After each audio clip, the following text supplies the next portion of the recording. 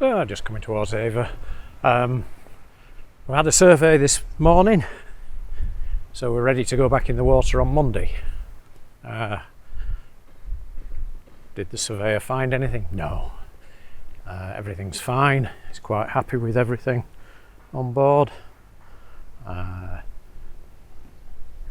He liked the little bit of work that we've done. So that's the bow thruster area that did the fiberglassing on, and that was only really to hide the end of the bow thruster tube, so that's both sides. It's all anti-fouled.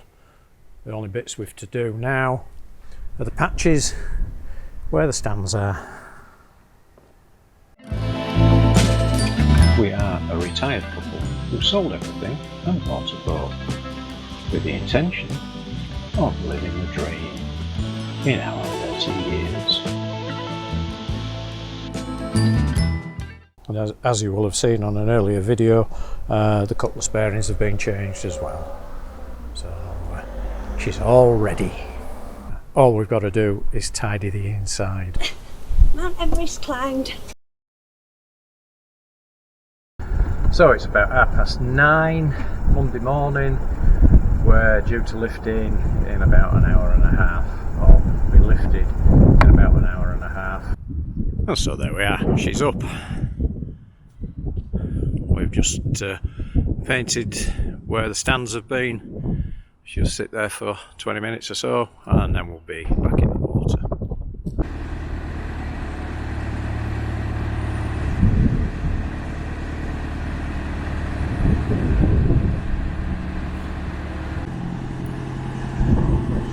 Going on a long journey down to the lift bay.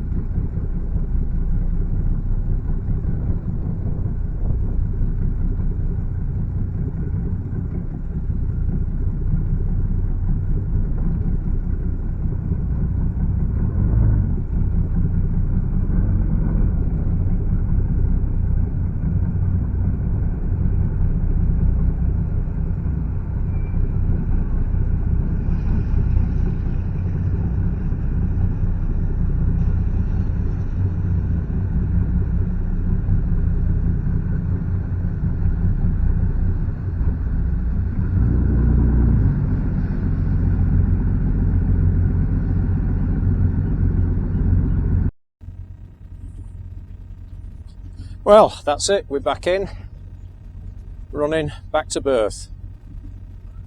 Just got to remember where the berth is.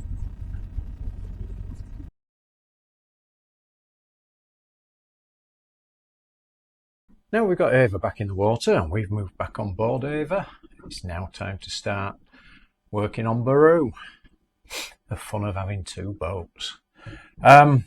First thing, forward cabin.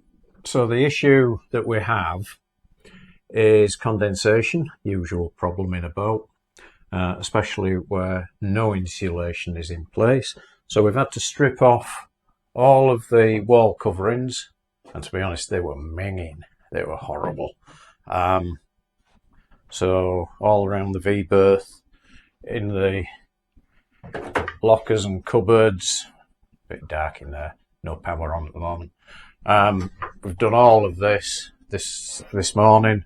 This is all stripped out. So next thing, I want to bring the ceiling down.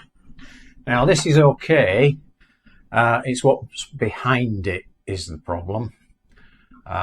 So all of this has to come down, and I'm assuming first of all I need to take this trim rail off. That seems separate and an extra, and then take these bearers off here. They're just trim panels, and I think this will come away because I don't think it's held up with very much. So we'll see how we get on. So there's just a number of little tiny screws holding all this in. The first one I've come to is in on these.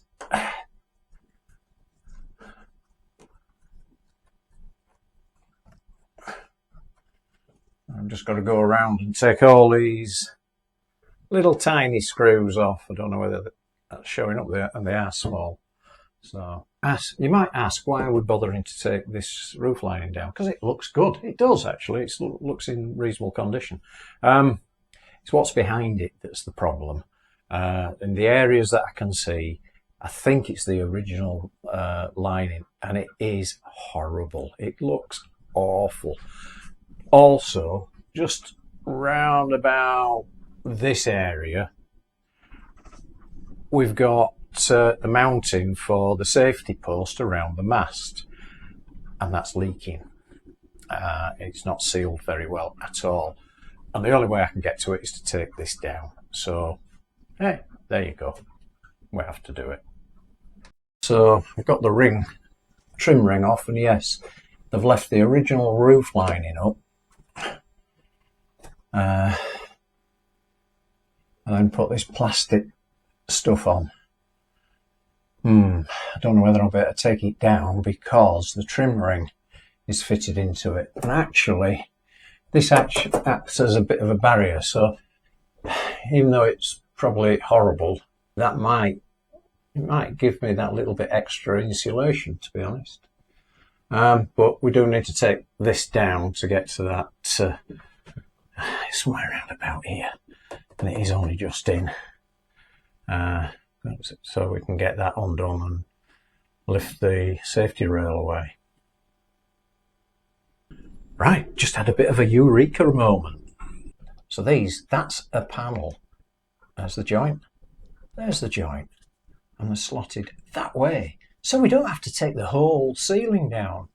Woohoo! Right, we've cut in a horrible mess up here, but it makes no wonder we had a leak from here. This is part of the safety rail around the mast. It's not structural, it's just a safety rail. Bloody nut was loose. There's no washer on it, and the bloody nut was actually loose. I'll just take it off by hand. Amazing. And then we've got similar over this side. And again, look, I've not undone these. That is loose. It amazes me. We had problems on Ava with things being loose that should be tight. Seems like we've got exactly the same problem here. But that's why it leaked. So it doesn't take much. I've also put some washers on because there was no washers on it. If we pull that down and tighten that down, that will squish whatever sealant is on the outside. That's now tight. It's going to be left open for a while anyway. Yeah, I just despair sometimes with what people do or don't do. And because that's leaked, it's caused quite a mess. You know, because water on the inside of boats does not bode well. It corrodes, it rots, it causes damp, and it just makes the boat an absolute mess when just a little bit of TLC and maintenance.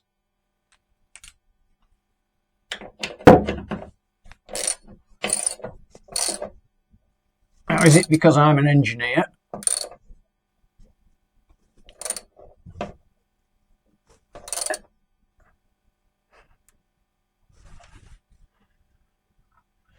There we go.